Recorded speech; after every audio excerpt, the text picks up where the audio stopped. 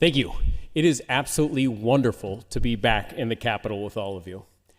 Growing up, my dad was larger than life. Part of this was growing up in a military family. He was a colonel in the Air Force Reserves, and this played a significant role in our lives, much like being a legislator plays an oversized role in all of our lives. One of the ways that I connected with him was listening to the stories he'd tell when he came home from work. And one of these stories has stuck with me. It's this story that keeps popping into my head as I've been thinking about the importance of our collective leadership entering this session. As with every weekend my father was on duty, he came home dressed in his uniform. He was standing in our kitchen, decompressing, during that awkward period between changing your clothes and eating dinner. And in a matter-of-fact tone, he told us about an accident that had happened earlier that day.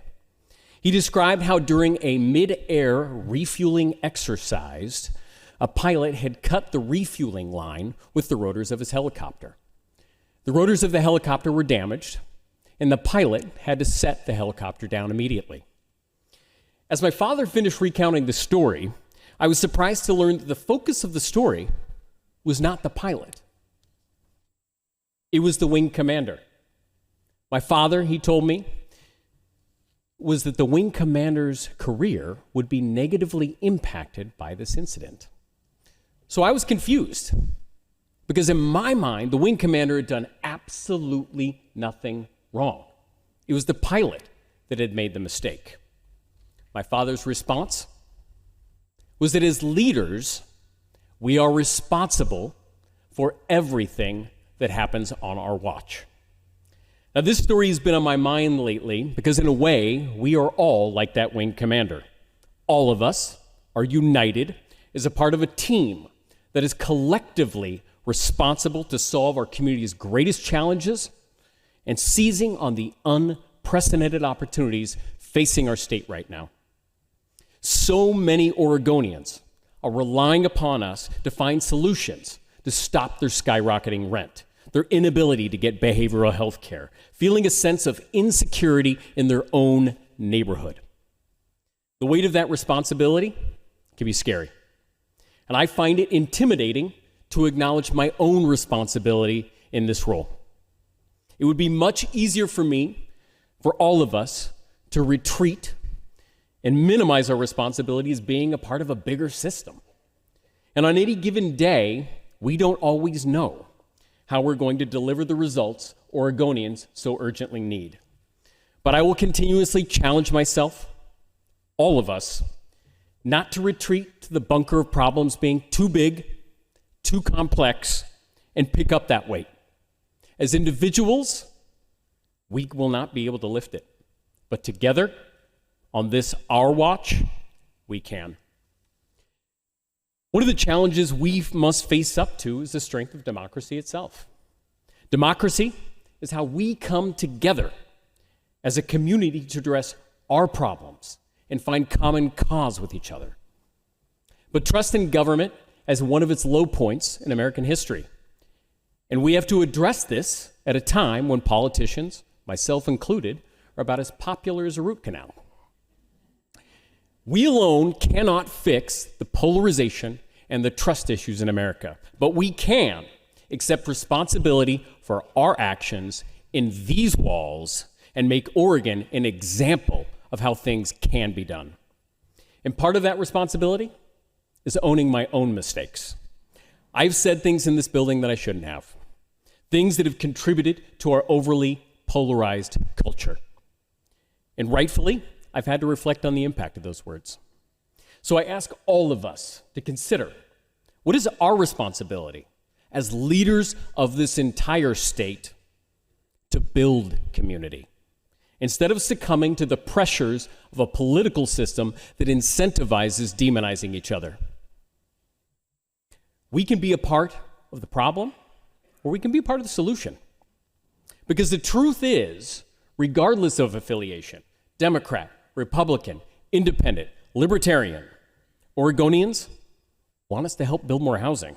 They want to be safe in their communities. They want a better education system, and they want better support to people struggling with mental health and addiction crises. It's why I'm calling on us to deliver on a package of housing investments during the first 60 days of this session. Oregonians have called out for fast, decisive action to fix this crisis, and we have to deliver.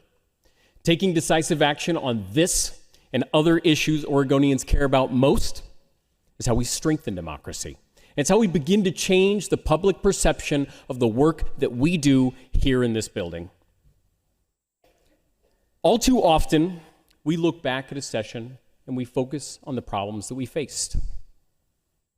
When we look back on this session, I want it to be remembered as the session that we seized unprecedented opportunities and helped government deliver on its promises. And I believe we have genuine opportunities. We have an opportunity to improve housing supply, provide supports to those that are houseless, create pathways to home ownership, ensure historic investments that we have made in housing, behavioral health, addiction services are making an impact on the ground.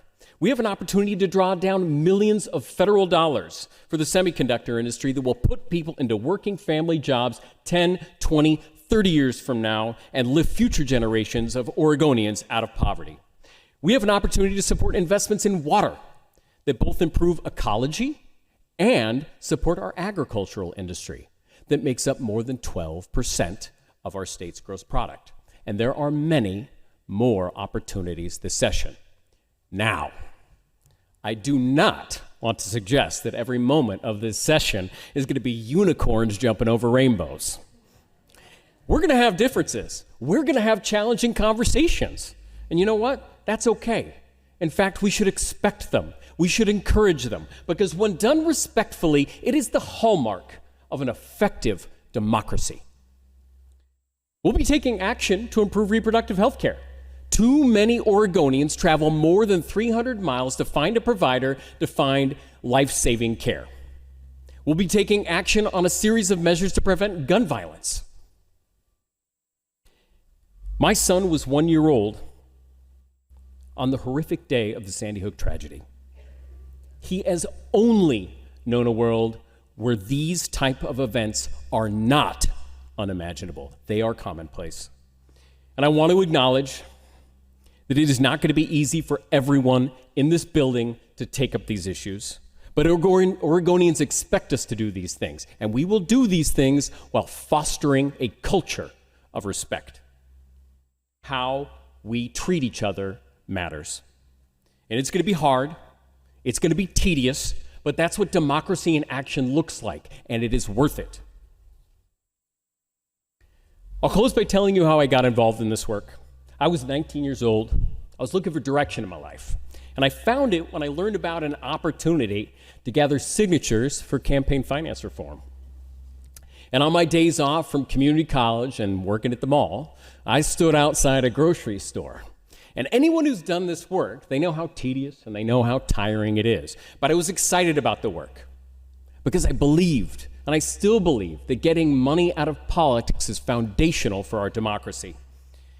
And I expect each and every one of you have had an experience like this.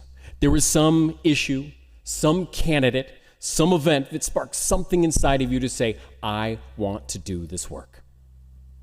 And it was a powerful enough motivator that you made this commitment to serve, knowing the sacrifices it will mean for you and your family. And I do not take those sacrifices lightly. My son Adam is now 11, and while I will never complain about my opportunity to sit here and do this work on behalf of Oregonians, I know that he and my wife Amanda would like to see me a bit more.